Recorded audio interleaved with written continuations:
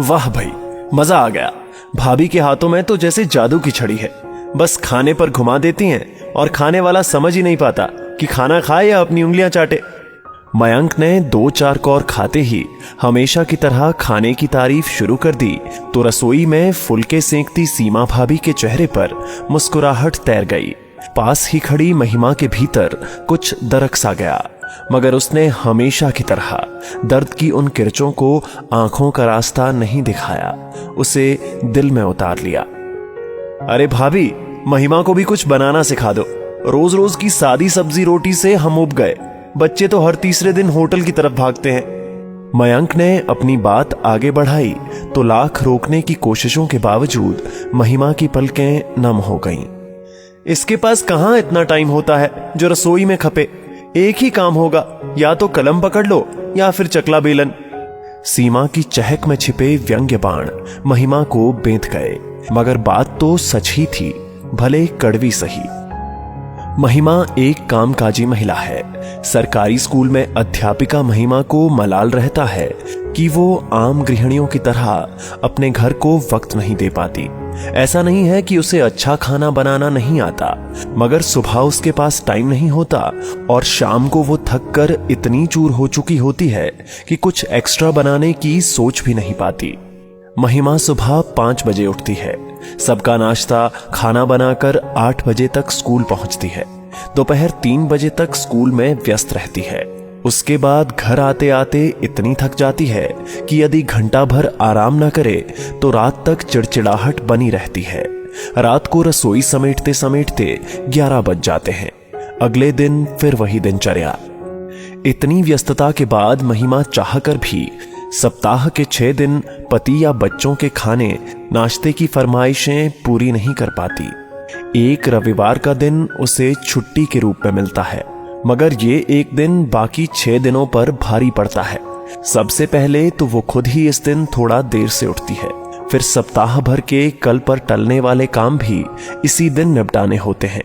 मिलने जुलने वाले दोस्त रिश्तेदार भी इसी रविवार की बाट जोहते हैं। इसी तरह रविवार का दिन मुट्ठी में से पानी की तरह फिसल जाता है। क्या करे महिमा? अपनी ग्लानि मिटाने के लिए वो बच्चों को हर रविवार होटल में खाने की छूट दे देती है। धीरे धीरे बच्चों को भी इस आजादी और रूटीन की आदत हो गई है। महिमा महसूस करती है कि उसका घर सीमा भाभी के घर की तरह हर वक्त सजा संवरा नहीं दिखता। घर के सामान पर धूल मिट्टी की परत भी दिख जाती है। कई बार छोटे छोटे मकड़ी के जाले भी नजर आ जाते हैं। इधर उधर बिखरे कपड़े और जूते तो रोज की बात है। लॉबी में रखी डाइनिंग टेबल भी खाने के कम बच्चों की किताबों, स्कूल बैग, हेलमेट आदि रखने के ज्यादा काम आती है। कई बार जब महिमा झुंझलाकर साफ सफाई में जुट जाती है तो बच्चे पूछ बैठते हैं, आज अचानक ये साफ सफाई का बुखार कैसे चढ़ गया? कोई आने वाला है क्या? तब वो और भी खिसिया जाती है। लेकिन महिमा ने अपनी मदद के लिए कमला को रखा हुआ है, मगर वो उसके स्कूल जाने के बाद आती है, इसलिए जो जैसा कर जाती है उसी में संतुष्ट होना पड़ता है। स्कूल में आत्मविश्वास से भरी दिखने वाली महिमा भीतर ही भीतर अपना आत्मविश्वास खोती जा रही थी। यदा कदा अपनी तुलना सीमा भाभी से करने लगती कि कितने आराम से रहती हैं सीमा भाभी। घर भी एकदम करीने से सजा हुआ, अच्छे खाने से पति और बच्चे भी खुश।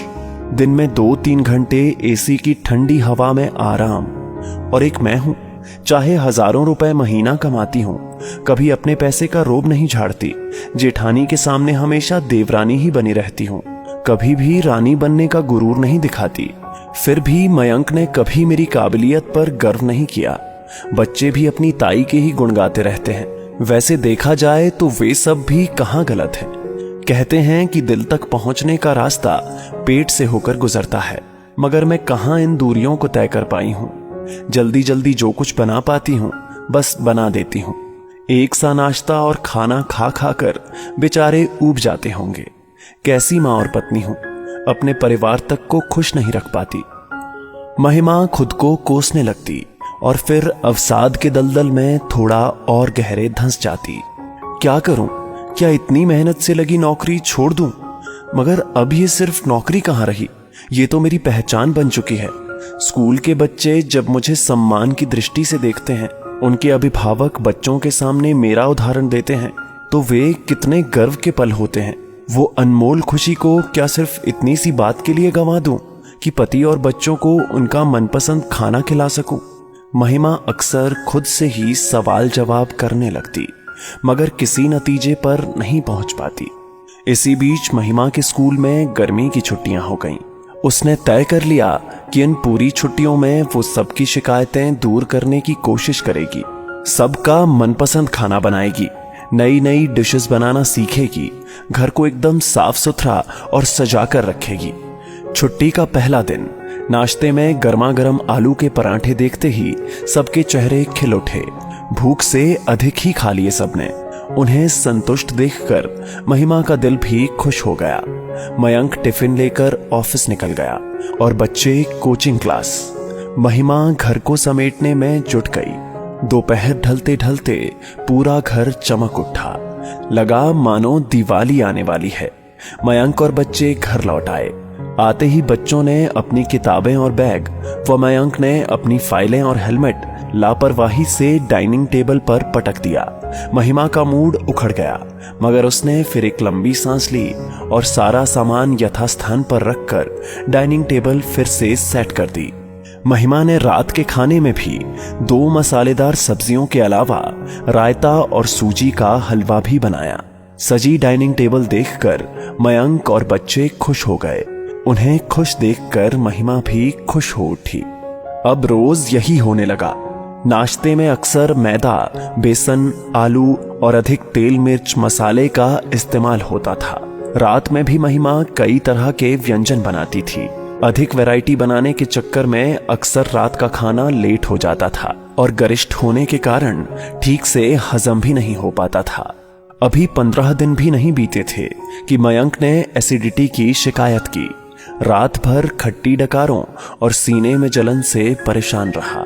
सुबह डॉक्टर को दिखाया तो उसने सादे खाने और कई दूसरे तरह के परहेज बताने के साथ साथ 2000 रुपए दवाओं का बिल थमा दिया। दूसरी तरफ घर को साफ सुथरा और व्यवस्थित रखने के प्रयास में बच्चों की आजादी छिनती जा रही थी। महिमा उन्हें हर वक्त टोकती रहती कि इस्तेमाल करने के बाद अपना सामान प्रॉपर जगह पर रखें, मगर बरसों की आदत भला एक दिन में कैसे छूटती। और फिर वैसे भी अपना घर इसीलिए तो बनाया जाता है ताकि वहां अपनी मनमर्जी के तरीके से रहा जाए। मां की टोका टोकी से बच्चे घर वाली फीलिंग के लिए तरसने लगे, क्योंकि घर अब होटल की तरह लगने लगा था। घर को संवारने और सबको मनपसंद खाना खिलाने की कवायद में महिमा पूरा दिन उलझी रहने लगी। हर वक्त कोई ना कोई नई डिश या नया आइडिया उसके दिमाग में पकता रहता। साफ सफाई के लिए भी दिन भर परेशान होती। कभी कमला पर झल्लाती तो कभी बच्चों को टोकती। नतीजन एक दिन रसोई में खड़ी खड़ी महिमा गश खाकर गिर पड़ी। मयंक ने उसे उठाकर बिस्तर में लेटाया। बेटे ने तुरंत डॉक्टर को फोन किया। चेकअप करने के बाद पता चला कि महिमा का बीपी बहुत ज्यादा बढ़ा हुआ है। डॉक्टर ने आराम करने की सलाह के साथ साथ मसालेदार, ज्यादा घी व तेल वाले खाने से परहेज करने की सलाह दी। साथ ही एक लंबा चौड़ा बिल थमाया, वो अलग। सॉरी मयंक, मैं एक अच्छी पत्नी और मां की कसौटी पर खरी नहीं उतर सकी, महिमा ने मायूसी से कहा। पगली, ये तुमसे किसने कहा? तुमने तो हमेशा अपनी जिम्मेदारियां पूरी शिद्दत के साथ निभाई हैं। मुझे गर्व है तुम पर, मयंक ने उसका हाथ अपने हाथ में लेते हुए कहा। तो फिर वे हमेशा सीमा भाभी की तारीफें, वो सब क्या है? महिमा ने संशय से पूछा। अरे बावली, तुम भी गजब करती हो। पता नहीं किस आसमान तक अपनी सोच के घोड़े दौड़ा लेती हो, मयंक ने ठहाका लगाते हुए कहा। महिमा अचरज के भाव लिए मुंह खोले उसे देख रही थी। जब हमारी सगाई हुई थी उसके बाद से ही सीमा भाभी के व्यवहार में परिवर्तन नजर आने लगा था। उन्हें लगने लगा था कि नौकरी पेशा बहू आने के बाद घर में उनकी अहमियत कम हो जाएगी। ये भी हो सकता है कि तुम उन पर अपने पैसे का रोब दिखाओ। बस तभी हम सब ने तय कर लिया था कि सीमा भाभी को इस कमतरी के एहसास से छुटकारा दिलाना है, और इसलिए हम सब बात बात में उनकी तारीफ करते हैं ताकि वे किसी हीन भावना से ग्रस्त ना हो जाएं। मगर इस सारे गणित में अनजाने में ही सही हमसे तुम्हारा पक्ष नजरअंदाज होता रहा। हम सब तुम्हारे गुनाहगार हैं। मयंक ने शर्मिंदा होते हुए अपने कान पकड़ लिए। ये देखकर महिमा खिलखिला पड़ी। तो अब सजा तो आपको मिलेगी ही। आप सबको अगले 20 दिन तक इसी तरह का चटपटा और मसालेदार खाना खाना पड़ेगा। ना बाबा ना, इतनी बड़ी सजा नहीं। हमें तो वही सादी सब्जी रोटी चाहिए, ताकि हमारा पेट भी हैप्पी रहे और जेब भी। क्यों बच्चों? मयंक ने नाटकीयता से कहा। अब तक बच्चे भी वहां आ चुके थे। ठीक है, मगर सप्ताह में एक दिन तो होटल जाने दोगे और हमें अपनी मनपसंद की डिशेस खाने दोगे ना? दोनों बच्चे एक साथ चिल्लाए तो महिमा के होठों पर भी मुस्कुराहट तैर गई। जब तक परिवार के सदस्यों के मन में देने का भाव बना रहेगा तथा संबंधों में सहृदय वार्तालाप करते रहने का, तब तक वो घर आनंद रूपी स्वर्ग का ढम स्वरूप बना रहेगा। दोस्तों, आपकी इस वीडियो के बारे में क्या राय है नीचे कमेंट करके जरूर बताइएगा। और अगर आपको ये वीडियो पसंद आए तो इस वीडियो को लाइक करिएगा, शेयर करिएगा ज्यादा से ज्यादा लोगों तक। और ऐसे ही और भी इंस्पिरेशनल वीडियो के लिए सब्सक्राइब करें हमारे YouTube चैनल को और Facebook पर फॉलो करें हमारे पेज को। धन्यवाद।